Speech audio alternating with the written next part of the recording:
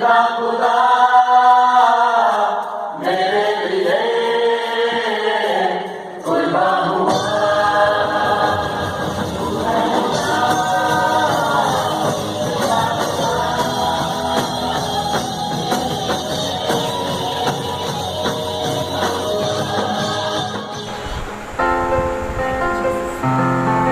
Praise the Lord. परमेश्वर का धन्यवाद करते हैं आज की इस खूबसूरत सुबह के लिए, और परमेश्वर का धन्यवाद करते हैं कि उसका फजल, उसका अनुग्रह, उसकी करुणा हम पर, हमारे परिवार पर सदैव बनी रहती है, और वो हर बात में हमारे साथ रहता है, क्योंकि परमेश्वर मुझसे और आपसे प्रेम करता है। परमेश्वर मेरे और आपके साथ रहता है। तो आइए, ये समय है जब हम सब बातों को छोड़कर, सारी उलझनों को छोड़कर, अपने ध्यान को, अपने मन को, अपने विचारों को सिर्फ अपने खुदा की ओर लगाएंगे और परमेश्वर के नाम की महिमा करेंगे, उसके नाम का धन्यवाद करेंगे, क्योंकि वो हर बात में हमें संभालता है, वो हर बात में हमारे साथ बना रहता है और अपनी भलाई को हमारे जीवनों में प्रकट करता है। हालेलुया। आइए एक गीत में आगे चलेंगे, पावन है वो प्रभु हमारा। Praise the Lord.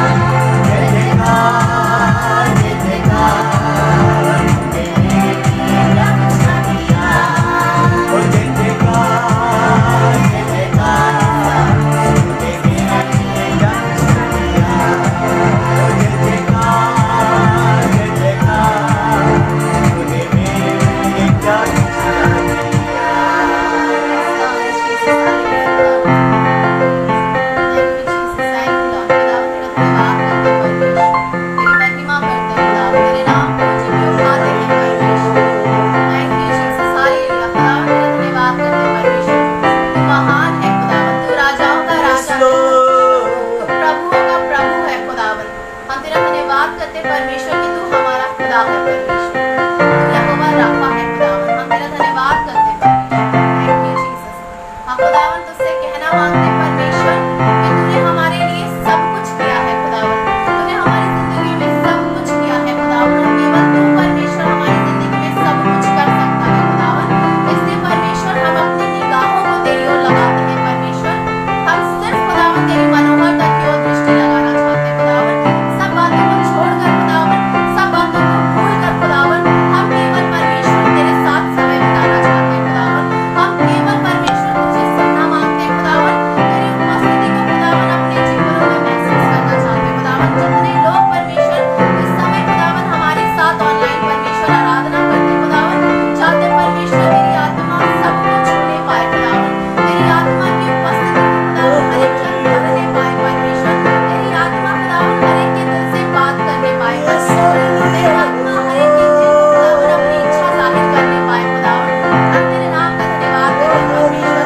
खुदावन तू महान परमेश्वर है, तेरा धन्यवाद करते हैं परमेश्वर, तेरी सब भलाई के लिए तेरा धन्यवाद करते हैं भगवान। धन्यवाद परमेश्वर। Yes, Lord.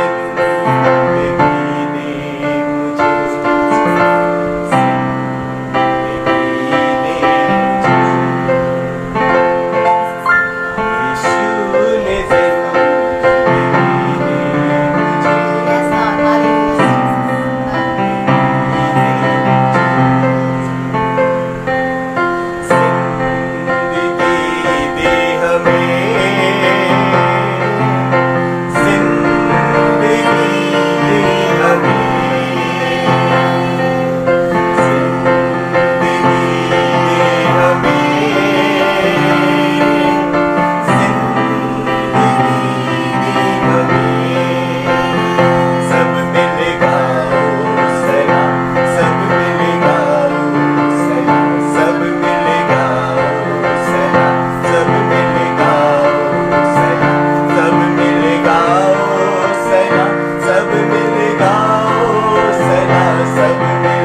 Yes,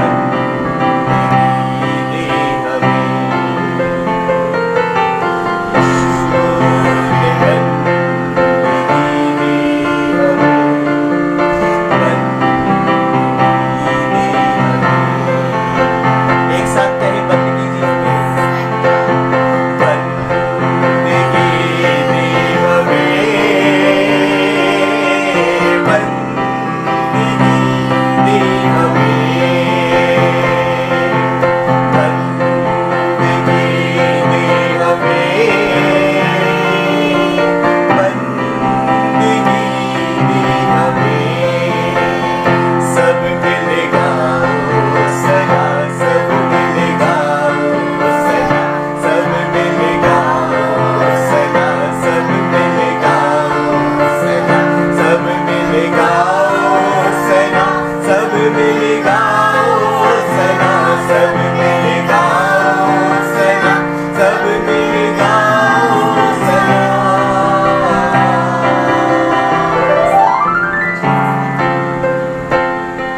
यीशु ने रास्ते दी मुझे, रास्ते दी मुझे।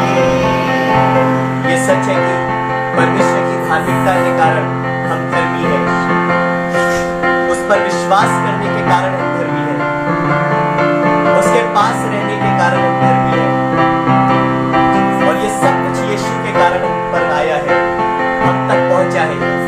आइए उसकी रास्तबाजी के लिए, उसकी रास्ते के लिए शुक्रगुजारी करें और कहें, यीशु ने रास्ते दी मुझे, रास्ते दी मुझे, यीशु ने रास्ते दी मुझे, रास्ते दी मुझे, रास्ते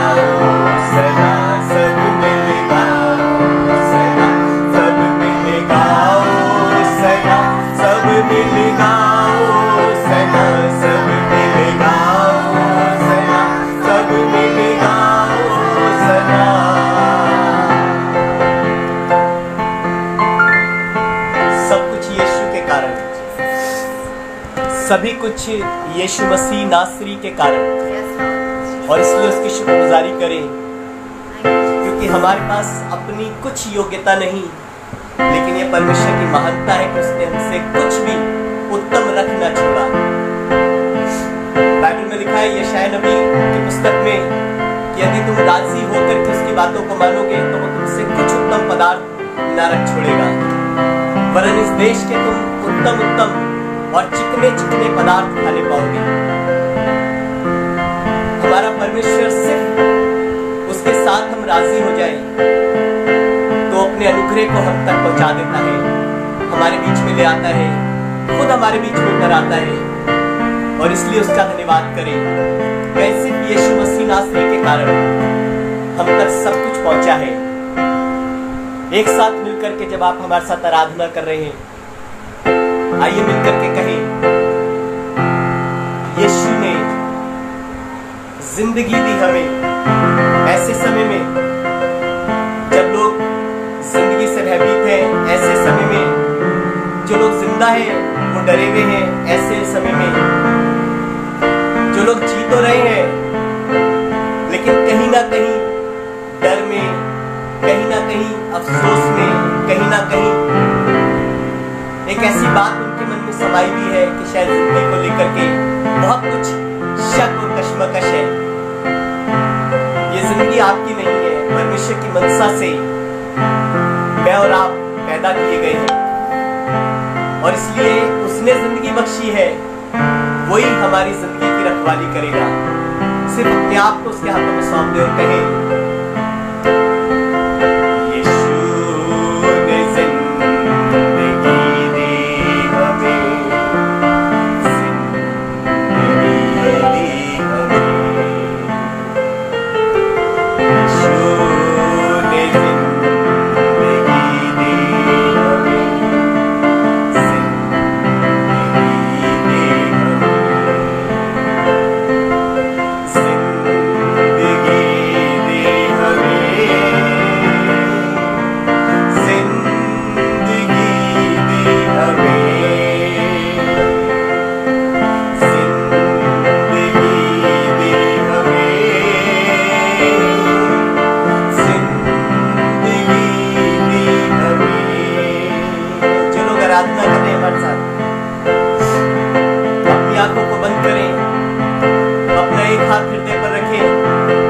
एक हाथ को स्वर्ग की तरफ उठाए और उसकी शुक्रगुजारी करें और कहें, आप खुदावन तूने हमें जिंदगी दी है, इसलिए तेरी सराहना करते हैं, तुझे हालेलुया कहते हैं, तेरा आदर करते हैं, तेरा सम्मान करते हैं, और तुझे कहते हैं प्रभु धन्यवाद हो।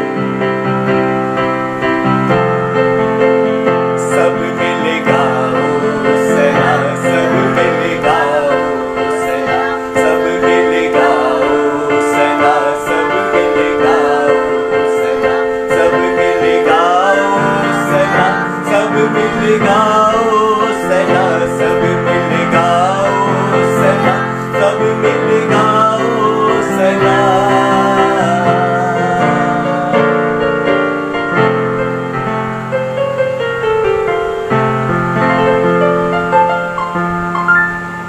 आइए दुआ में चलें और रिक्वेस्ट करेंगे सर्वशिक्षा से कि प्रार्थना में अगुवाई करें।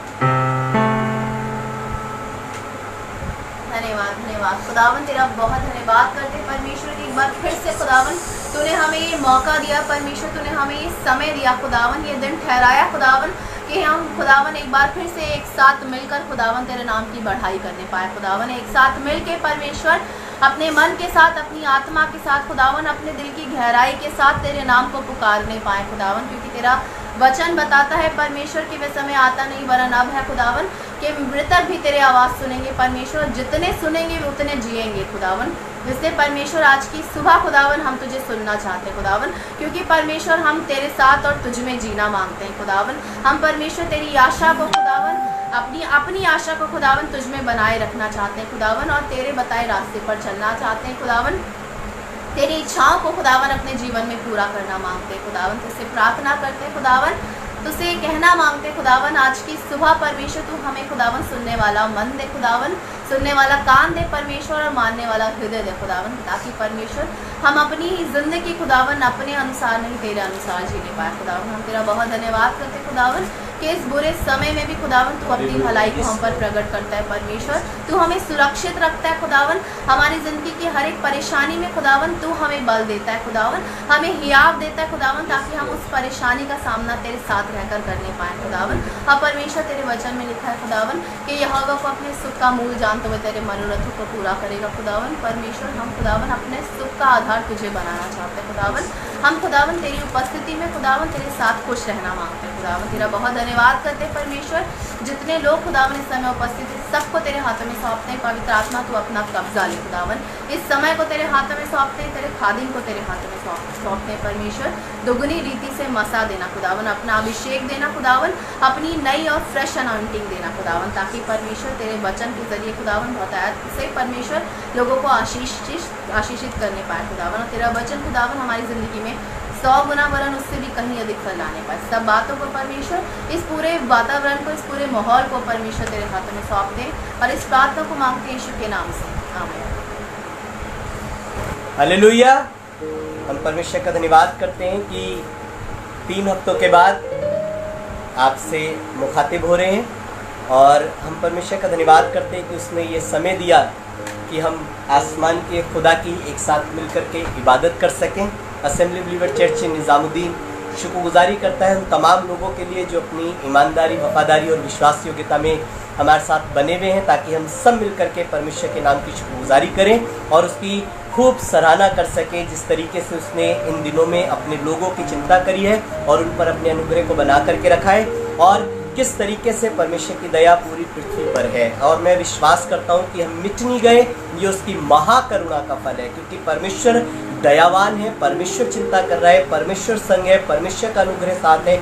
इस कारण हम मिट नहीं गए। ये उसकी महानता है, ये उसकी महाकरुणा का फल है। परमेश्वर का धन्यवाद करते हैं कि उसने अपनी महानता को, अपनी दया को हमसे अलग न रखा, लेकिन अपने प्यार में बह करके उसने हमारे जीवन में, हमारे व्यक्तिगत जीवन में, हमारे परिवारों में, हमारे खानदान पर, हमारे शहर में, हमारे देश में और तमाम देशों में जो हम विश्वास करते हैं कि प्रभु महान है। एक बात मेरे हृदय में बहुत घर कर गई। अभी जब मैं परसों इस वचन की तरफ मनन कर रहा था तो मुझे लगा ये बात परमेश्वर के लोगों से बांटने की है और इस बात को ज़रूर से शेयर करना चाहिए। मुझे मालूम है कि गुजरे एनिवर्सरी के बाद ये नया साल है और इस नए साल के तीनों इतवार कलीसिया ने खुदा के अलग अलग खादिमों से बरकत हासिल करी है। आपने एनिवर्सरी के बाद वाले संडे में पास्टर शैलेश से बरकत हासिल करी, जो कि फरक्काबाद के अंदर परमेश्वर की सेवकाई करते हैं। बहुत अच्छी सेवकाई उनकी है, हम उनके लिए परमेश्वर का दिल से धन्यवाद करते हैं। और गुजरे दिनों में आपने पास्टर दिनेश से बरकत हासिल करी, जो कि मेरठ की कलीसिया की अगुवाई करते हैं और तो बहुत अच्छे खुदा के एक जोरावर खुदा के खादिम हैं, उनसे आपने बरकत हासिल करी। और आपने आखिरी संडे यानी लास्ट संडे आपने भाई उत्कर्ष से खुदा के कलाम में बरकत को हासिल करा। उन सब बातों के लिए, इन सब खुदा के खादिमों के लिए जो बहुत समर्पित जीवन के साथ परमेश्वर के साथ चल रहे हैं, बहुत सेक्रीफाइस करते हुए इन दिनों में परमेश्वर की सेवकाई कर रहे हैं, उन सब के लिए हम परमेश्वर का दिल से धन्यवाद करते हैं। मैं विश्वास करता हूँ कि ये सिर्फ इस कारण है क्योंकि परमेश्वर की महानता और उसका अनुग्रह हमारे साथ बना हुआ है, इस कारण हम उसके साथ चल पा रहे हैं। मैं उसके कलाम के लिए धन्यवाद करता हूँ कि उसने हमारे को अपना कलाम दिया है कि हम कलाम के संग उसकी बातों को याद करते हुए उसके साथ कदम से कदम मिला करके चलने की कोशिश कर रहे हैं और खुदा सामर्थ दे रहा है कि हम उसके साथ चल सकें, उसके उम्मत के लोग कहलाने पाए, उसके लोग कहलाने पाए। हम परमेश्वर के इस महान अनुग्रह के लिए दिल से धन्यवाद करते हैं और ये कहते हैं कि परमेश्वर की दया इसी रीति से हम सब पर बनी रहने पाए। हालेलुया। मैं विश्वास के साथ आशीष देता हूँ कलीसिया को कि परमेश्वर का अनुग्रह, उसकी शांति और दया आपके साथ हमेशा हमेशा बनी रहने पाए। और आज की सुबह आप में से बहुत से लोग परमेश्वर की एक बड़ी दया, बड़े अनुग्रह को हासिल करने पाए। मेरे पास एक अच्छा वचन आज की सुबह के लिए है और वो वचन आपको मिलेगा पहला शमूएल की किताब और उसका पहला अध्याय निकाले। आज हमारा टॉपिक बड़ा अच्छा है और आप लोगों को इसमें इसका शायद हो सकता है मतलब बहुत से लोगों को ना समझ आया हो। हम बता देते हैं, भाई उत्कर्ष ने इस टॉपिक के शब्द को ढूंढ करके निकाला है और हम इस टॉपिक आज हमारा है शब्द विहीन, मतलब बिना शब्द के बिना शब्द के कुछ बात ऐसी है जो बिना शब्दों के परमेश्वर के पास पहुंचती है। आज मेरे पास एक अच्छी बात जो परमेश्वर ने मेरे हृदय को जिस बात से आशीषित करा, मैं कलीसिया के साथ बांट लेना चाहता हूं। जितने लोग ऑनलाइन हैं, अगर आपको लगता है कि ये वचन किसी एक के साथ शेयर करने की ज़रूरत है तो आप उसको ज़रूर से वॉच पार्टी कर सकते हैं, शेयर कर सकते हैं। अगर आपको इससे बरकत हासिल हुई है तो लाइक करिएगा, और अगर आप ये चाहते हैं कि हाँ ये वचन किसी एक की ज़रूरत है तो आप उस तक इस वचन को ज़रूर से पहुँचाइएगा। हम ये तो नहीं चाहते बहुत सारे लोग हमें शेयर करते रहे, लाइक करते रहे, वॉच पार्टी करें, लेकिन हम ये ज़रूर चाहते हैं कि जिसके लिए ये वचन परमेश्वर ने पहुँचाया है जिस तक वहाँ तक पहुँच ही जाएगा। लेकिन अगर मुझे लगता है कि ये वचन मेरे एक संगी साथी की ज़रूरत है और ये अगुवाई करेगा उसकी इस बात में, तो आप इस वचन को उस तक ज़रूर से पहुँचाइएगा, ताकि हम सब यीशु मसीह के एक अच्छे चेले बन करके उसके सुसमाचार की मनादी कर सकें। एक वचन जो पहला शमूएल की किताब आपको मिलेगी, उसका पहला अध्याय और उसके 9वें पद से पढ़ना शुरू करें। पहला शमूएल और उसका पहला अध्याय और उसके 9वें पद से पढ़ना शुरू करें। तब शीलो में हाँ खाने और पीने के बाद हन्ना उठी, हाँ और यहोवा के मंदिर के चौखट के एक बाजू के पास हाँ। एली याजक कुर्सी पर बैठा हुआ था। वह मन में व्याकुल होकर यहोवा से प्रार्थना करने हाँ और बिलक बिलक कर रोने लगी। हाँ और उसने ये मन्नत मानी, हाँ हे सेनाओं के यहोवा, हाँ यदि तू अपनी दासी के दुख पर सचमुच दृष्टि करे हाँ। और मेरी सुधि ले हाँ। और अपनी दासी को भूल ना जाए और अपनी दासी को पुत्र दे, हाँ। तो मैं उसे उसके जीवन भर के लिए यहोवा को अर्पण करूंगी। यहाँ पर हुआ ये है कि हन्ना अपने आप ही खुदा के घर में चली आई, और ये रोज आती थी और रोज खुदा के घर की सेवकाई करती थी, रोज खुदा के घर में बनी रहती थी। और यहाँ पर आ गई और देखा कि याजक कुर्सी पर बैठा हुआ है। उसके बाद भी ये चौखट के पास बैठ करके खुदा से दुआ करने लगी। अभी दुआ की विशेषता बताऊंगा क्या थी, लेकिन ये दुआ करने लगी। और जब दुआ करने लगी तो कहानी इस तरीके की है कि इसके पति है, उसके पास 2 औरतें हैं, उसकी 2 पत्नियां हैं, एक पनिन्ना और दूसरी हन्ना। और खुदा ने पनिन्ना को औलादे बख्शी है, लेकिन हन्ना को औलाद नहीं बख्शी। और हन्ना इस बात के कारण कई बार दुखी रहती थी। तो एल्काना जो किसका पति था, उसने इससे कहा कि तू काय को दुखी रहती, क्या मैं तेरे लिए 10 बच्चों से बढ़कर के नहीं, 10 बेटों से बढ़कर के नहीं हूँ। तो हन्ना इस बात से दुखी रहती थी क्योंकि वो पनिन्ना से ज्यादा हन्ना को पसंद करता था, हन्ना को प्यार करता था। और ये बात उसको बहुत गिल्ट करती थी कि मेरा पति मुझे प्यार करता है और मैं उसको कुछ भी प्रेम के तौर पे उसके लिए कुछ नहीं कर पा रही, क्योंकि एक औलाद जो है एक बहुत बड़ा तोहफा खुदा की तरफ से माना जाता है। और औलाद को लोग बाग मानते हैं कि ये खुदा का एक बड़ी बख्शिश है, बड़ा वरदान है। और इस कारण ये गिल्ट हन्ना को हमेशा रहता था। और जिस दिन एल्काना ने उसको ये कहा कि क्या मैं तेरे लिए 10 बेटों से बढ़कर के नहीं हूँ, तो दुखी क्यों होती है, तू खुश रह, तू खा पी, और इस तरीके की बात चल रही थी। तो हन्ना उस दिन, हालांकि वाक्या तो सालों साल का होगा, लेकिन उस दिन हन्ना को दुख पहुंचा और हन्ना मन में दुखी हो गई। और ये जाकर के खुदा के घर में जैसे रोज जाती थी, इसका आज जाना थोड़ा सा अलग हो गया। और ये जाकर के खुदा के घर में जाकर के बैठ गई और दुआ करने लगी। दुआ करते तो सब लोग हैं और बैठते भी खुदा के घर में सब लोग हैं, लेकिन आज इसका थोड़ा सा फर्क देखिएगा। जब ये जाकर के खुदा से बातें करने लगी, बैठ गई, जब ये अपनी दशा को परमेश्वर से बातें कर रही थी, तो यहाँ पर कुछ वाक्या गुजरा जो आज हम आपको बताएंगे। शब्द विहीन, यानी शब्द नहीं है, आवाज़ नहीं है, कोई बात नहीं बोली, कोई बनावटी चीज़ें नहीं है, कोई ड्रामेटिकली कुछ भी यहाँ पर कुछ नहीं हो रहा। और यहाँ पर ऐसा भी नहीं कि हालातों के कारण पूरी लिस्ट खुदा को बताई जा रही हो। यहाँ पर बिल्कुल शब्द विहीनता, बिल्कुल शब्द विहीन है चीज़ें। और यहाँ पर ये सिर्फ स्त्री जाकर के अपने दुख को ले आकर के खुदा के घर में बैठ गई। और यहाँ पर कुछ हुआ, सुनिएगा। हाँ पढ़े। और उसके सिर पर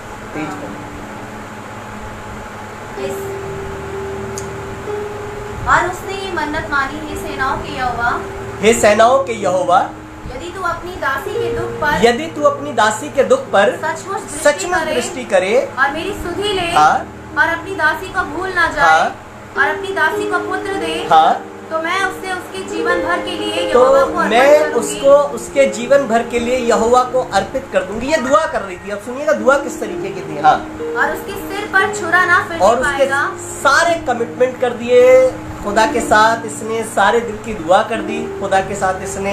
हाँ अब सुनिएगा आगे। जब वह यहोवा के सामने ऐसी प्रार्थना कर जब रही वो थी, यहोवा के सामने ऐसी प्रार्थना कर रही थी, तब एली उसके मुंह की ओर ताक रहा तब था। खुदा का खादिम उसके मुंह की तरफ ताक रहा था। ये अक्सर होता है दुआओं में कि जब आप दुआ कर रहे होते हैं कोई ना कोई आपको वॉच कर रहा होता है, देखो भैया क्या खुदा के साथ है। ये सब दुनिया का नियम है, ऐसा हो रहा होता है। बाइबल में लूका रचित सुसमाचार में 2 जन मंदिर में प्रार्थना कर रहे थे, तो 2 जन में से एक जन कह रहा था मैंने ये करा, मैंने वो करा, मैंने वो करा, फरमान सब चीजें कर ली, और लास्ट में कहने लगा मैं इसकी तरह नहीं हूँ है। दूसरे जन की तरफ दृष्टि करके कहने लगा मैं इसकी तरह नहीं हूँ। और ये सब जब हो रहा था, दूसरा जन ऐसे प्रार्थना कर रहा था, उसे इन बातों से कोई मतलब नहीं था, कौन उसको ताक रहा है, कौन उसको देख रहा है, कौन उसके बारे में क्या कह रहा है। बाइबल में लिखा है दूसरा जन छाती पीट पीट के कह रहा था हे परमेश्वर मुझ पापी पर दया कर। उसने प्रार्थनाओं की लिस्ट नहीं दी थी, उसके दिल में शायद बहुत सारी डिजायर रही होंगी, उसके मन में बहुत कुछ घूम रहा होगा, उसके दिमाग में बहुत कुछ बातें रही होंगी जो खुदा से कहेगा, लेकिन उसको लगा कि शायद मुझे कुछ कहने की जरूरत नहीं है। बाइबल में लिखा वो छाती पीट पीट करके खुदा से कहने लगा मुझ पापी पर दया कर।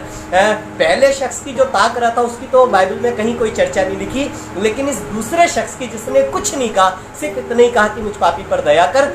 अब आप सुनिए, बाइबल में जहाँ जहाँ पापियों ने क्षमा मांगी वहाँ पर बाइबल के अनुसार यीशु मसीह ने कहा जा तेरे पाप क्षमा हुए।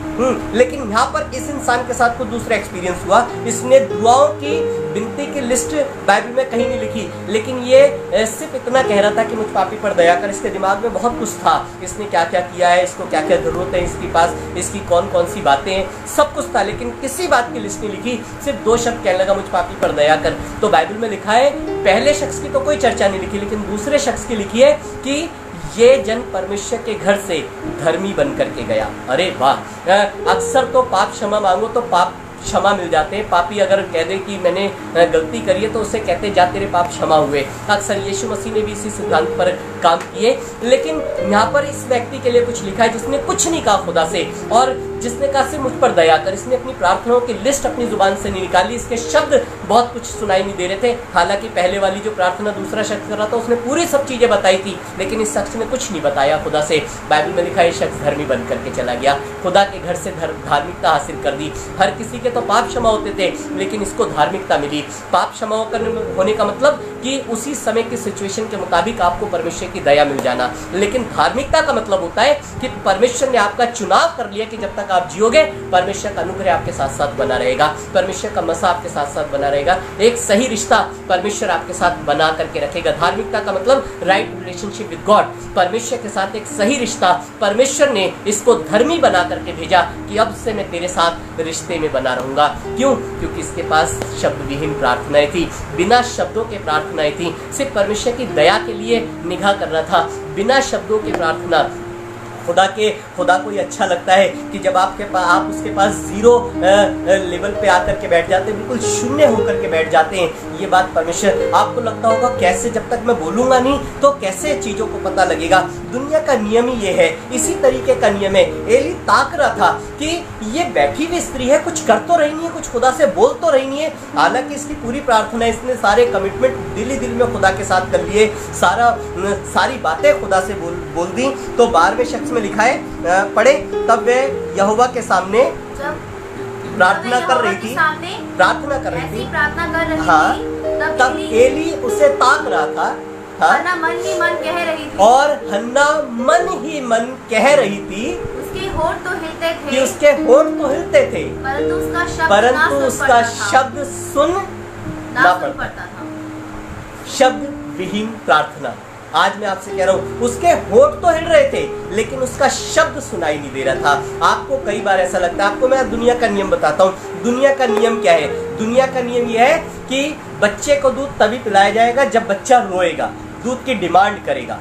ये बात बिल्कुल सच है कि जब बच्चा दूध की डिमांड करेगा तो माँ उसे दूध पिला देगी, और संसार में कोई भी दयावान आदमी उस पर दया कर देगा या उसको पालन पोषण कर देगा। लेकिन आपको पता है समझदार माँ बाप कौन से होते हैं? जिन्हें ये पता होता है कि उनके बच्चे का क्या खाने का टाइम है, कब उनके बच्चे का नहाने का टाइम है। जो माँ बाप इस तरीके से बच्चों को केयर करते हैं वो एक बड़े अच्छे माँ बाप काउंट होते हैं।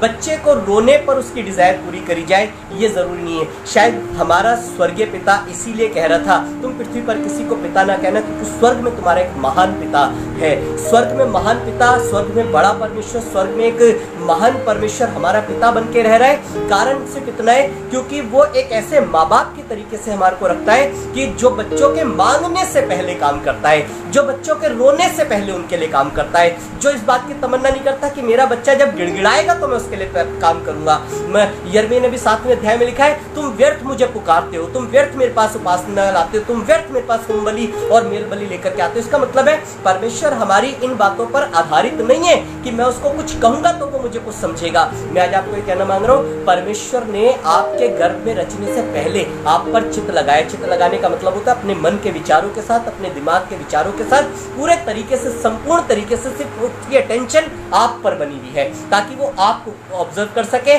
आपको वॉच कर सके, आपकी अच्छी तरीके से देखभाल कर सके। और दुनिया का ये जो सिद्धांत है दुनिया के लिए हो सकता है सच हो, लेकिन शायद परमेश्वर के साथ चलने के लिए सच नहीं है कि आप जब उसके साथ चिल्लाओगे तो वो काम करेगा, जब आप उसके साथ गिड़गिड़ाओगे तो वो काम करेगा, जब आप उसको बहुत कुछ बोलोगे तब वो शायद आपको समझ पाएगा। नहीं, वो आपको दिल से समझता है, वो उसने आपको रचा है, वो हमारा क्रिएटर है, वो हमारा रचने वाला परमेश्वर है, उसी ने तो हमें बनाया है। बाइबल में लिखा है, पौलुस कहने लगा, उसने हमारा चित्त अपनी हथेलियों पे खोद करके बना रखा है। आप सोचो, नबियों ने कहा कि उसने हमारा नाम, कोई हाथ पे लिखेगा कि मैं यहोवा का हूँ, कोई माथे पर लिखेगा मैं यहोवा।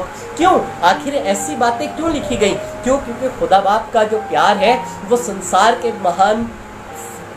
के प्रेम से ज्यादा बड़ा, ज्यादा महान है। और इसलिए जब परमेश्वर की तुलना करें तो संसार के साथ मिला करके उसकी तुलना ना करिएगा। जब आत्मिक होकर बातें करें तो इस तरीके की बातें मत करिएगा।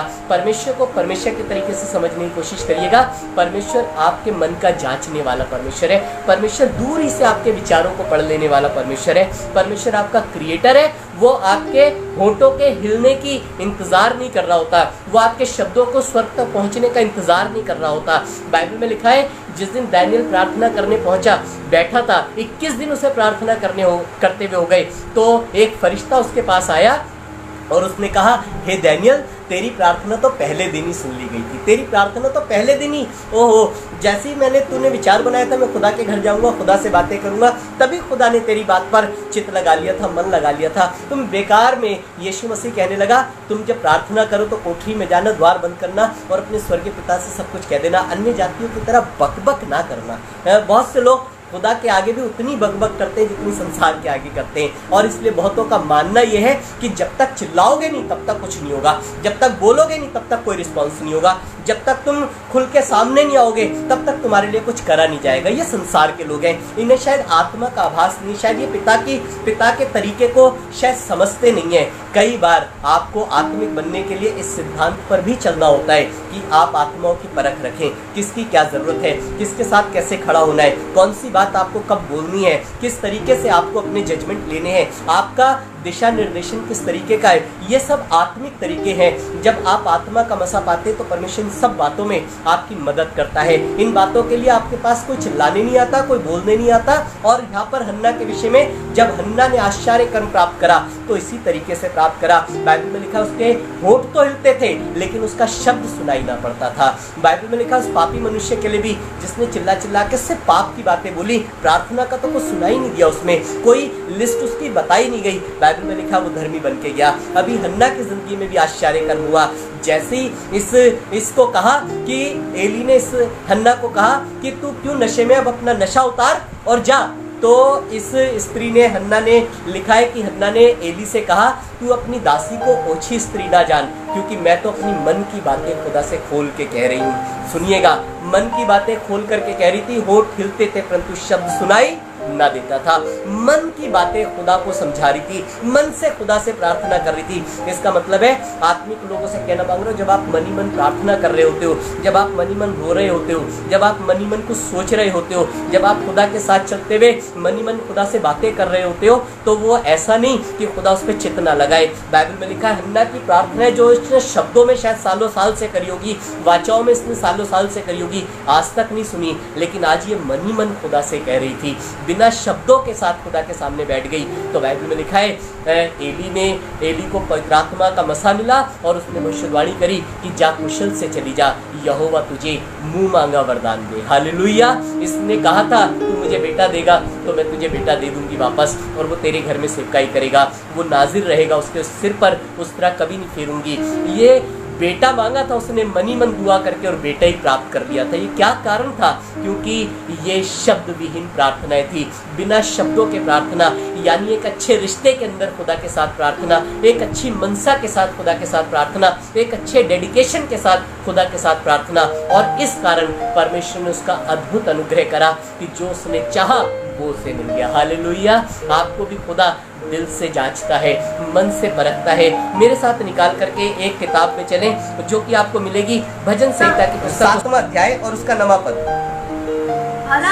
भला हो कि दुष्टों की बुराई का अंत हो। कहने लगा भला हो कि दुष्टों की बुराई का अंत हो, परंतु धर्म को तू स्थिर कर। कहने लगा परंतु तू धर्म को स्थिर कर, क्योंकि धर्मी परमेश्वर मन और मर्म का ज्ञाता है। मन का और मर्म का ज्ञाता है। किस कारण ऐसा होता है? कारण ये है कि वो आपके मन की दुआओं को सुन लेता है, आपके बिना शब्दों की प्रार्थनाओं को भी सुन लेता है। अगर आपके साथ उसका रिश्ता है, अगर आपका उसके साथ रिश्ता है, अगर आप उसके साथ समर्पित हैं, अगर आप उसके कलाम को मानते हैं, अगर आप उससे बिना शक के प्रार्थना करते हैं कि वो खुदा है और वो मेरा पिता है और मैं उससे वो मुझ पर अनुग्रह करेगा, अगर आप इस मनसा से उसके साथ बने हुए हैं, तो मैं आपको बताऊं वो आप पर इतना अनुग्रह करेगा। क्योंकि इसलिए करेगा क्योंकि वो मन का और आपके मर्म का ज्ञाता परमेश्वर है। हालेलुया। वो धर्मी परमेश्वर आपके मन का और मर्म का ज्ञाता है। दुनिया में बहुत सारे लोग चिल्लाने पर काम करते हैं, दुनिया में बहुत सारे लोग डिमांड पर आपके लिए काम करेंगे, आपके कॉल करने पर आपके लिए खड़े हो जाएंगे, लेकिन आपको पता है धर्मी परमेश्वर जिसके साथ आप विश्वास में बने हुए हैं, जिसके साथ आप कलाम में बने हुए हैं, जिसके साथ आप दुआओं में बने हुए हैं, जिसकी खुशी में आप बने हुए हैं, जिसके लिए आप सैक्रिफाइसेस करते हैं, जिसके लिए आप उदार प्राणी बन चुके हैं, मैं आपको बताऊं धर्मी परमेश्वर आपके मन का और मर्म का ज्ञाता है। दुनिया में बहुत सारे लोग आपके लिए कहने पर काम करेंगे, लेकिन आपका परमेश्वर आपको समझ के काम करेगा। उसको जरूरत नहीं कि आप उसको लिस्ट बताएं। बाइबल में लिखा है परमेश्वर के पास आने वाले को विश्वास होना चाहिए कि वो है। सिर्फ इतना पता होना चाहिए उसके पास आने वाले को कि एक महान परमेश्वर है, एक अद्भुत परमेश्वर, एक स्वर्ग का परमेश्वर है। बाइबल में लिखा है तब वो अपने मांगने वालों पर प्रतिफल देता है, अपने खोजने वालों को प्रतिफल देता है। खुदा बाप ऐसा है कि अगर आपने सिर्फ उस पर ईमान कर लिया कि वो एक महान परमेश्वर है और मेरे लिए सब कुछ कर सकता है, तो वो उसी ईमान पर आपके लिए सब कुछ कर देता है।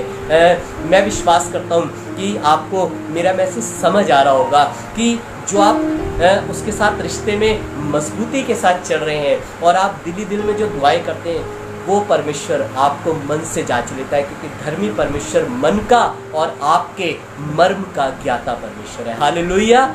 मैं विश्वास करता हूँ कि खुदा बाप आपको इस कलाम से बरकत देगा। एक जगह और लेकर के चलता हूँ, और वो आपने ये वाली चर्चा कई बार सुनी होगी, और आज एक बार फिर से नए सिरे से गौर करेंगे। पहला शमूएल उसका 16वां अध्याय।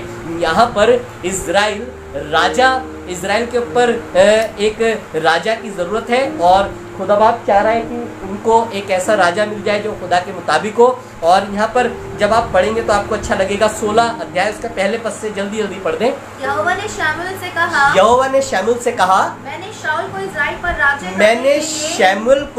शाऊल को इज़राइल पर राज्य करने के लिए तुझ जाना है। हाँ, कब तक उसके विषय विलाप करता रहेगा? उसके विषय में ज्यादा दुआ हुआ मत कर, उसके विषय में ज्यादा बातें मत कर, उसके विषय में ज्यादा कुछ बता मत, है ना। क्या लगा, मैंने समझ लिया कि शाऊल के साथ किस तरीके का काम करना चाहिए। क्या लगा, उसके विषय में ज्यादा विलाप ना कर। हाँ, अपने सिंग में तेल भर, क्योंकि शुरू का नियम ये था कि नबी अपने सिंग में तेल भरता था और तेल जाकर के जिस किसी के सिर पे डाल दिया करता था वो इज़राइल का राजा हो जाया करता था या राज करा करता था। और वो ये खुदा ने अपने खादिमों को, नबियों को बरकत दे रखी थी। और ऐसे खुदा बाप ने शमूएल से कहा कि तू उसके विषय में, शाऊल के विषय में विलाप ना कर, लेकिन अपने सिंग में तेल भर और तेल भर के जा, और मैं तुझे बताऊंगा।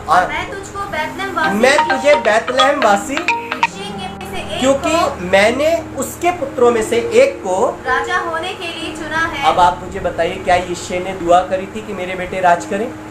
नहीं करी थी। क्या शमूएल ने शाऊल के अंदर बहुत सारी कमियां देखने के बाद क्या ये दुआ करी कि शाऊल को हटा दिया जाए, कोई और ढूंढो, कोई किसी और का नाम बताओ? कुछ नहीं हुआ। ना शमूएल ने दुआ करी, ना यिशै ने अपने बच्चों के लिए दुआ करी। लेकिन आपको पता है, स्वर्ग का परमेश्वर कुछ देख रहा है। स्वर्ग का परमेश्वर कुछ देख रहा है। वो मन को और मर्म को देख रहा है। उसे पता था कि इजराइल को इस समय एक अच्छे राजा की जरूरत है। उसे मालूम था कि शाऊल जो भी कुछ कर रहा है वो मेरी मुताबिक नहीं है। ये सब कुछ उसे मालूम था कि शमूएल की टेंशन मनी मन में क्या चल रही है। हालांकि शाऊल को बहुत सारी सलाह देने जाता है, हालांकि शाऊल के लिए दुआ करता है, हालांकि शाऊल के लिए उपवास रख रहा है, लेकिन मन में जो शमूएल की चिंताएं चल रही थी उसके मुताबिक खुदा शमूएल को कह रहा है, अपने सींग में तेल भर और जा, मैंने यिशै के पुत्रों में से एक को चुना है कि वो इजराइल पर राज्य करे। हाँ, आगे पढ़े। क्योंकि मैंने उसके पुत्रों में से एक को राजा होने के लिए चुना है। शमूएल बोला, मैं कैसे जा सकता हूँ? यदि शाऊल सुन लेगा तो मुझे घात करेगा, मुझे मारेगा। हाँ, यहोवा ने कहा बछिया साथ लेकर के जाना और कहना मैं खुदा के लिए यज्ञ करने को आया हूँ। हाँ, तब मैं तुझे बता दूंगा कि तुझको क्या करना है। तुझको क्या करना है उसी समय बताया जाएगा। हाँ, और जिसको मैं तुझे बताऊं उसी का मेरी ओर से अभिषेक यिशै के बेटों को पास बुलाना और जिसका मैं तुझे बताऊं उसी का अभिषेक करना। हाँ, तब शामूएल ने यहोवा के कहने के अनुसार किया। हाँ, और बैतलहम को गया। उस नगर के पुरनी थरथराते हुए उससे मिलने को आए और कहने लगे, हाँ, क्या तुम मित्र भाव से आया कि नहीं? हाँ, उसने कहा, हाँ, मित्र भाव से आया हूँ। मैं खुदा के लिए यज्ञ करने, दुआ करने, इबादत करने आया हूँ। तुम अपने को पवित्र करके मेरे साथ तुम अपने को पवित्र करके यज्ञ में मेरे पास आओ। तब उसने यिशै और उसके पुत्रों को पवित्र करके यिशै को स्पेशली बुलाया और उसे पवित्र करके यज्ञ में आने का न्योता दिया। हाँ, जब वे आए तब उसने एलियाब पर दृष्टि करके सोचा, निश्चय ये यहोवा के साथ होगा। शमूएल सोच रहा है क्या हो सकता है कि एलियाब, क्योंकि बड़ा लंबा तगड़ा इंसान है, दिखने में सुंदर है, डीलडॉल अच्छा है, सोचा कि यही शायद होगा, इसी के ऊपर अभिषेक करने को खुदा कहेगा यिशै के बेटे में से। हाँ, वही इसका अभिषेक होगा। परंतु खुदा ने शमूएल से कहा, ना तो उसके रूप पर दृष्टि कहने लगा, ना तो उसके रूप पर दृष्टि कर, ना उसके कद की ऊंचाई पर, ना तो उसके रूप पर दृष्टि कर, वो सुंदर था, और कहने लगा ना उसके कद की ऊंचाई पर, क्योंकि राजाओं की तरह डीलडॉल था उसका, अच्छा खासा दिखने में सुंदर डीलडॉल में व्यक्ति था। लेकिन उसके बावजूद भी शमूएल को खुदा कह रहा है कि ना तो उसके रूप पर दृष्टि कर और ना उसके डीलडॉल पर दृष्टि कर, क्योंकि मैंने उसे अयोग्य जाना है। जिसे शमूएल तुम योग्य जान रहे हो उसे खुदा अयोग्य जान रहा है। क्यों? क्योंकि तुम बाहर की चीजें देख रहे हो, तुम बाहर से आंक रहे हो, तुम बाहर से बाहरी तरीके से तोड़ रहे हो। आपको पता है, आगे पढ़े। क्योंकि यहोवा का देखना मनुष्य का सा नहीं है। खुदा शमूएल को समझाना मांग रहा है कि यहोवा का देखना मनुष्यों का सा नहीं। खुदा का देखना, खुदा का तोलना, खुदा का आंकना मनुष्यों का सा नहीं है। दुनिया में ढेरों लोग जो आत्मिक कहलाते हैं, जो आत्मिक बातें करते हैं, जो आत्मा का मसा पाए हुए हैं, दुनिया में ढेरों लोग जो विश्वासी हैं, वो बहुत सी बार बाहर की रूप देख करके अपने आप को मेंटेन करते हैं और उसी के मुताबिक बात करते हैं। आत्मिकता का ये चरण है ही नहीं, आत्मिकता का ये सिद्धांत ही नहीं है। बाइबल में आत्मिक आंखों का मतलब होता है जो कुछ दिख रहा है उससे देख करके बातें नहीं करनी, लेकिन जो कुछ दिखाई नहीं दे रहा उसमें अगर आप देख ले तो इसको आत्मिक दृष्टिकोण कहा जाता है। और आपको पता है ये शब्द विहीनता वाली चीजें थी।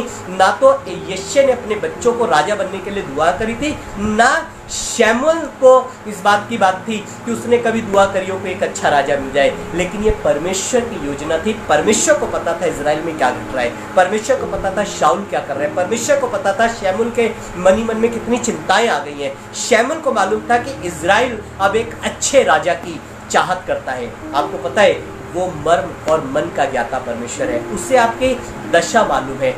दाऊद प्रार्थना करके कहने लगा कि जब मैं आत्मा में व्याकुल था तब हे परमेश्वर तू मेरी दशा को जानता था। आत्मा की व्याकुलता परमेश्वर समझने वाला परमेश्वर है। और हम यहीं पर कंफ्यूज हो जाते हैं, हम यहीं पर डिस्ट्रैक्ट हो जाते हैं, यहीं पर तरीके बदल लेते हैं। हमें लगता है जब तक उपवास करके खुदा को 40 दिन ये बताएंगे नहीं तब तक खुदा को समझ नहीं आएगा। हमें लगता है जब तक 3 दिन 5 दिन 7 दिन का उपवास करके खुदा के सामने गिड़गिड़ाएंगे नहीं तब तक खुदा को समझ नहीं आएगा। उपवास रखना गलत बात नहीं है, आपको 40 दिन रखे, 5 दिन रखे, 4 दिन रखे, ये गलत चीजें नहीं है। लेकिन आपका बेमतलब के लिए खुदा के आगे बकबक कर लेना, बेमतलब के लिए लिस्ट उसे समझाना, बेमतलब के लिए उसे समझाना कि आपके साथ क्या बीत रहा है, ये गलत है। मैं आपको प्रियो सिर्फ ये बताना मांग रहा हूँ, मैं खुदा के लोगों आपको सिर्फ इस बात से इंकरेज करना मांग रहा हूँ कि धर्मी परमेश्वर आपके मन का और मर्म का ज्ञाता परमेश्वर है। हालेलुया।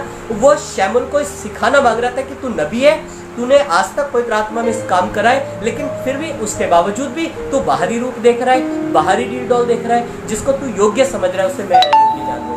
मैं अंदर से चीजों को टटोलूंगा, अंदर से चीजों को देखूंगा और जो इजराइल के लिए भला होगा उसके मुताबिक कर दूंगा, क्योंकि इजराइल जैसे राजा की चाहत करता है मैं उसको वैसे ही राजा दूंगा।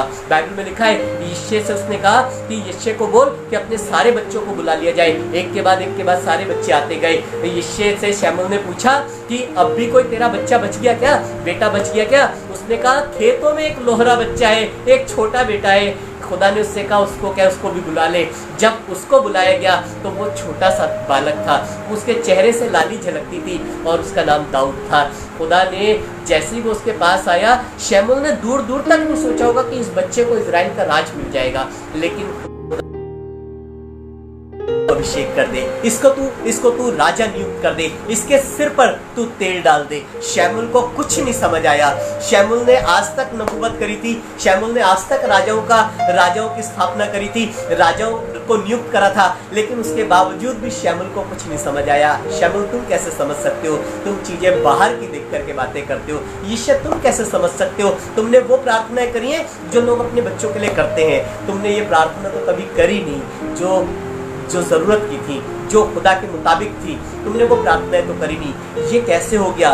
धर्मी परमेश्वर मन का और मर्म का ज्ञाता है। वो इजराइल की चाहत को जान रहा था कि इजराइल कैसे राजा को चाहता है, वो शैमुल के टेंशन को जान रहा था और इसलिए वो उनके मुताबिक चीजें कर सकता था, जिसके लिए कभी कोई दुआओं की चर्चा नहीं करी गई। आपको पता है ये शब्द विहीनता परमेश्वर को समझ आ जाती है, ये बिना शब्द की दुआएं भी खुदा को समझ आती है। इजराइल में बहुत सारे लोग एक अच्छे राजा की चाहत कर रहे थे। आज सिर्फ शैमुल ने एक राजा नियुक्त नहीं करा, लेकिन इजराइल के बहुत से लोगों की चाहत का राजा उन्हें मिल गया।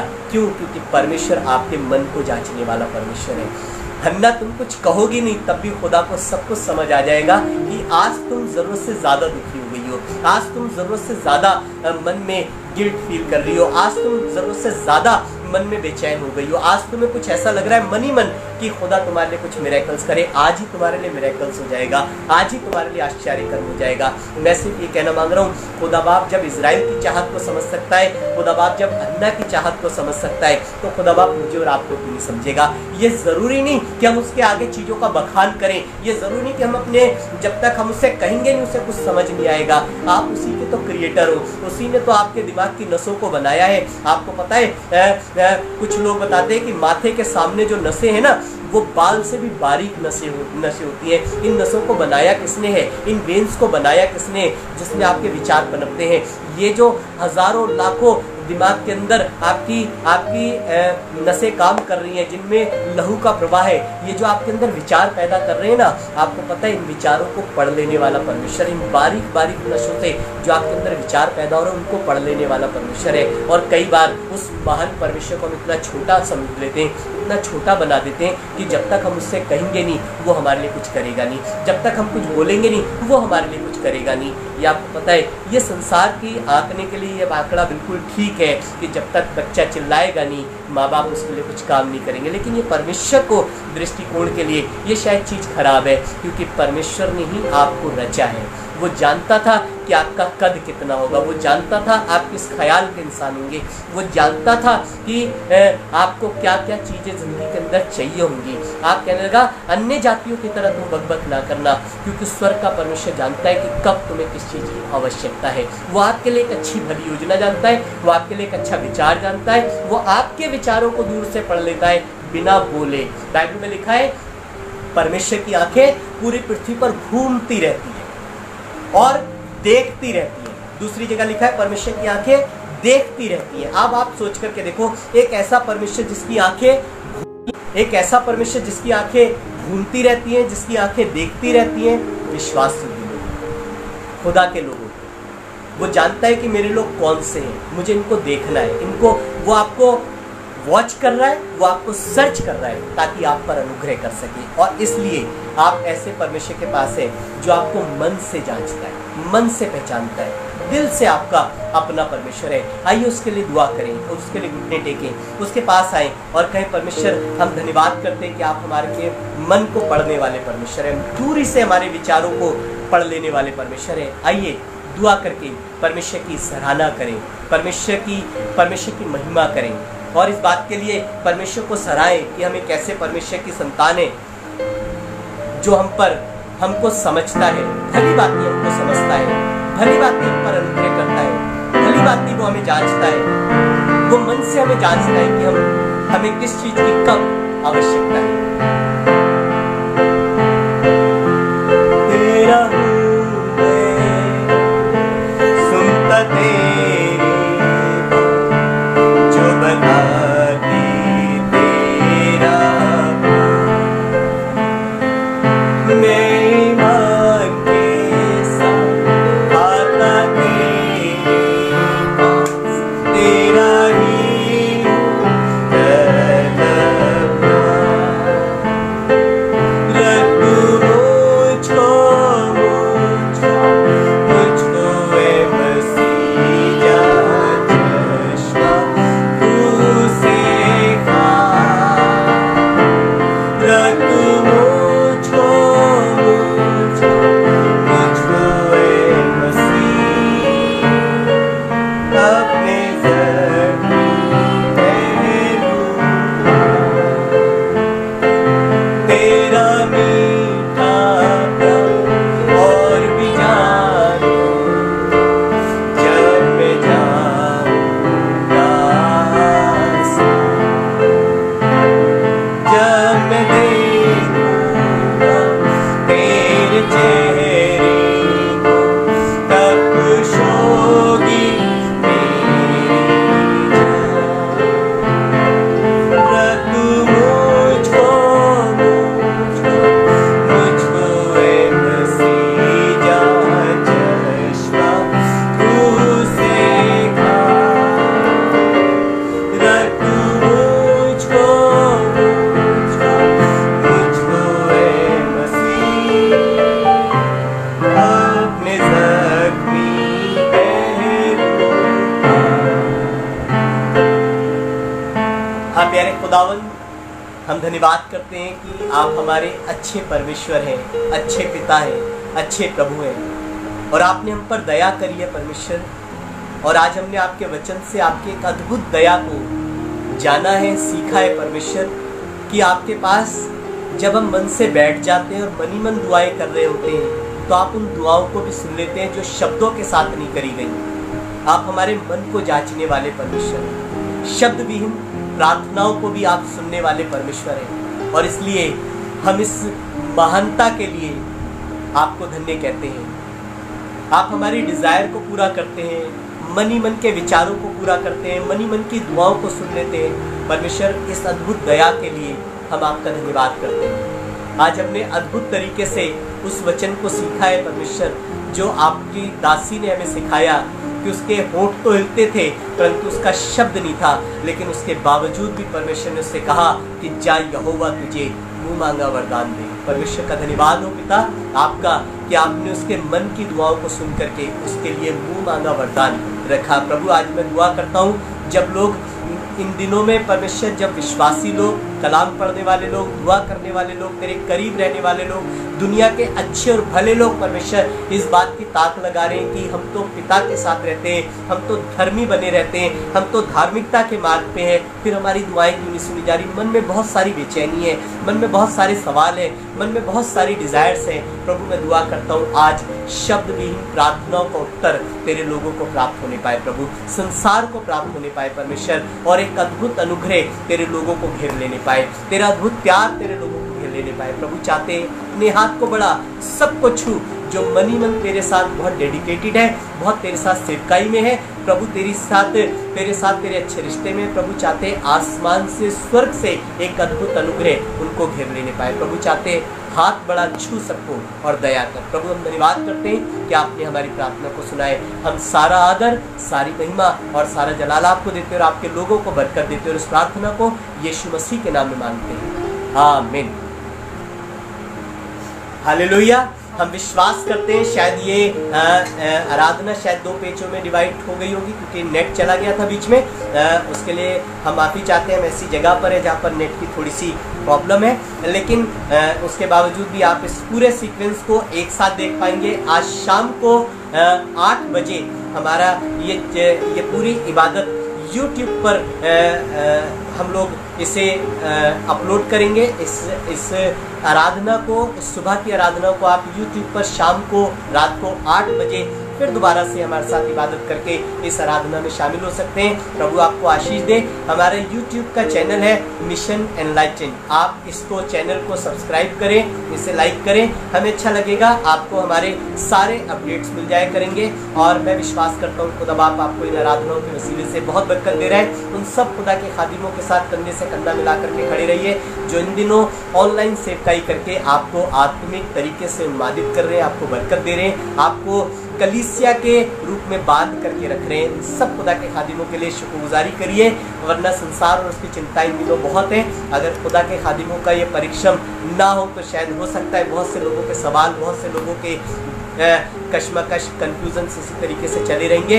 लेकिन हम उन खुदा के खादिमों के लिए खूब शुक्रगुजारी करिए, उन खुदा के खादिमों के लिए दुआएं करिए जो इन दिनों आपको आत्मिक रीति पर आशीष दे रहे हैं, आपको शिक्षित कर रहे हैं, आपको प्रार्थना में बना करके रख रहे हैं। आप खुदा के खादिमों के साथ खड़े रहें और कलीसिया में मजबूती के साथ बने रहें। हम उन तमाम लोगों के लिए शुक्रगुजारी करते हैं जो जिम्मेदारी के साथ कलीसिया में खुदा के खादिमों के साथ बने हुए हैं, और बहुत सारे लोग इन दिनों खुदा के खादिमों की आर्थिक रीति पर मदद कर रहे हैं। अगर परमेश्वर आपको कुछ किसी खादिम के लिए खड़े होने को कहता है, आप उसके साथ बेझिझक खड़े हो जाइए, क्योंकि ये वही खुदा के खादिम है जिन्होंने सालों साल से आपको बरकत दी है, आपको सिखाया है, आपके बच्चों को बढ़ाया है, आपके साथ बने रहे, हर परिस्थिति में आपकी अगुवाई करते रहे। आप इन खुदा के खादिमों के साथ खड़े रहें और खुदा के खादिमों को बहुत तरीके से एनकरेज रखें, ताकि ये वाक्य चलता रहे और खुदा के खादिम आपको इसी तरीके से बरकत देते रहे। अब अनलॉक की प्रतिक्रिया शुरू हो चुकी है, और शायद बहुत से लोगों को उम्मीद होगी कलीसिया कब गैदर हो पाएगी।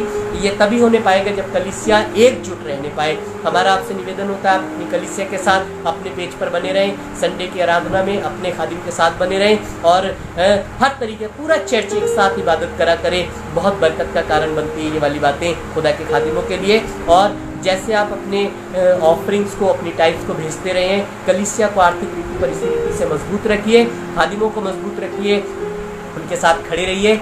जो लोग अपना दान भेजते हैं, आपके पास YouTube चैनल जब आप हमारा सब्सक्राइब करेंगे तो उसमें YouTube चैनल के ऊपर आप हमारे अकाउंट की डिटेल में जा पाएंगे। आप अपने टाइप्स को, अपनी ऑफरिंग्स को आप उसमें भेज सकते हैं, और दुआ करें सब लोग मिल करके इस बात की परमेश्वर से डिज़ायर करें कि परमेश्वर अनलॉक होते ही कलीसिया को फिर दोबारा से गैदर करें, ताकि एक साथ मिल करके हम फिर आराधना करें और फिर परमेश्वर के नाम की शुक्रगुजारी करें। गुजरे दिनों आपने बिशप टोनी के लिए दुआ करी है, आपकी दुआओं के हम शुक्रगुजारी करते हैं आपकी। इस समय बिशप टोनी बिल्कुल ठीक है और वो घर पे आ चुके हैं और खुदा के लोगों के साथ इबादत कर रहे हैं। खुदा का धन्यवाद करते हैं। बिशप एलन रॉकी एंथनी भी अच्छे हैं, बिशप शैलेंद्र दास भी अच्छे सेहत में है, और परमेश्वर का धन्यवाद हो। कलीसिया में बहुत सारे लोग गुजरे दिनों में कमज़ोर रहे, लेकिन शुक्रगुजारी करते हैं कि उसने दुआओं को सुना और आपको सुरक्षित रखा। और हमारी दुआ है कि परमेश्वर आपको हर एक विपत्ति से बचा करके रखे। ये हमारी मनसा है कि परमेश्वर आपको हर तरीके से आप पर अनुग्रह बना करके रखे। हमारी दुआ है, इन दिनों हम दुआ करें आप में से किसी की जॉब न जाने पाए, आप पर परमेश्वर अनुग्रह करे, आपकी जॉब को बना करके रखे, आप पर दया बना करके रखे अपनी, ताकि आप आर्थिक रीति से मजबूत रहें। लेकिन ध्यान रखें, बाइबल में लिखा है जब तू स्थिर हो जाए, पतरस को यीशु मसीह ने कहा जब तू स्थिर हो जाए तो अपने भाइयों को स्थिर करना। अगर परमेश्वर आपको आर्थिक रीति से मजबूत करता है तो इन दिनों आपके पास ये एक बड़ी जिम्मेदारी को निभाने का मौका होगा कि आप किसी न किसी को मजबूत करें, किसी न किसी के साथ खड़े रहें, किसी न किसी के साथ मिलकर के परमेश्वर की महानता में और अनुग्रह में जीवन जिए, ताकि परमेश्वर का नाम महिमा पाए। ये समय होगा, आइए अपनी आंखों को बंद करें, परमेश्वर की शुक्रगुजारी करें। शाम को 8 बजे YouTube चैनल मिशन एनलाइटन पर इस आराधना में फिर दोबारा से शामिल हो सकते हैं और एक दूसरे को बरकत दे सकते हैं। आइए अपनी आंखों को बंद करें और दुआ करें। जिन लोगों ने हमें गुजरे दिनों में आर्थिक तरीके से हमारे साथ खड़े रहे, उनके लिए हम बड़ी शुक्रगुजारी करते हैं। आइए आपके लिए प्रार्थना करें और उसके बाद परमेश्वर की आशीष को ग्रहण करें। Thank you Jesus. प्यारे खुदा यीशु मसीह, हम आपका धन्यवाद करते हैं तमाम उन खादिमों के लिए, उन लोगों के लिए जो इन परिस्थितियों में आर्थिक रीति पर कलीसिया में खुदा के खादिमों के साथ और बहुत से ज़रूरतमंद लोगों के साथ खड़े रहे। प्रभु, इन उदार प्राणियों के लिए हम दिल से धन्यवाद करते हैं। मैं दुआ करता हूँ प्रभु, इस समय इन लोगों को तेरी बरकत की ज़रूरत है, ताकि आप स्वर्ग से इन्हें आशीषित करें और इनके पास किसी भली वस्तु की घटी ना होने पाए। जितने लोगों ने कंधे से कंधा मिला करके जिम्मेदारियों को अंजाम दिया है प्रभु, चाहते आपकी दया और अद्भुत सामर्थ्य उन पर बनी रहने पाए और आर्थिक रीति से भी, शारीरिक रीति से भी, आत्मिक रीति से भी, पारिवारिक और संसारिक रीति से आपका अनुग्रह इन सबको घेर लेने पाए। प्रभु, मैं दुआ करता हूँ हर एक ज़रूरतमंद की ज़रूरत आपके स्वर्ग के खजाने से आपकी सामर्थ्य के द्वारा पूरी करी जाए। प्रभु, जो कलीसिया में इस समय बीमार है, किसी तरीके से कमज़ोर है, प्रभु चाहते अपने हाथ को बढ़ा करके छुएं और आशीषित करें, ताकि हम आने वाले समय में गवाही सुन सकें कि परमेश्वर ने अद्भुत तरीके से उन्हें चंगाई बख्शी। दिल से धन्यवाद करते हैं सब प्रार्थनाओं को सुनने के लिए। सारा आदर, सारी महिमा, सारे जलाल आपको देते हैं और इस प्रार्थना को आपके पुत्र उद्धारकर्ता मसीह यीशु के नाम में होकर मांगते हैं। पिता बड़ी दया से सुने, कबूल करें, आमीन। अच्छा लगा है 3 संडे के बाद कलीसिया के साथ मुलाकात करके। प्रभु आपको आशीष दे, इस दिन को आनंद के साथ जिए और एक दूसरे को बरकत दे। खुदा आपको बरकत दे। आइए परमेश्वर की आशीष को ग्रहण करें। और अब हमारे खुदा यीशु मसीह का फजल, खुदा बाप की मोहब्बत, पाक रूह की रिफाकत और शराकत तब से लेकर हमेशा तक हम सबों के साथ, कलीसिया के साथ और ज़माने के हर एक ईमानदार के साथ अब से लेकर अब्दुल आबाद तक बनी रहे। आमीन।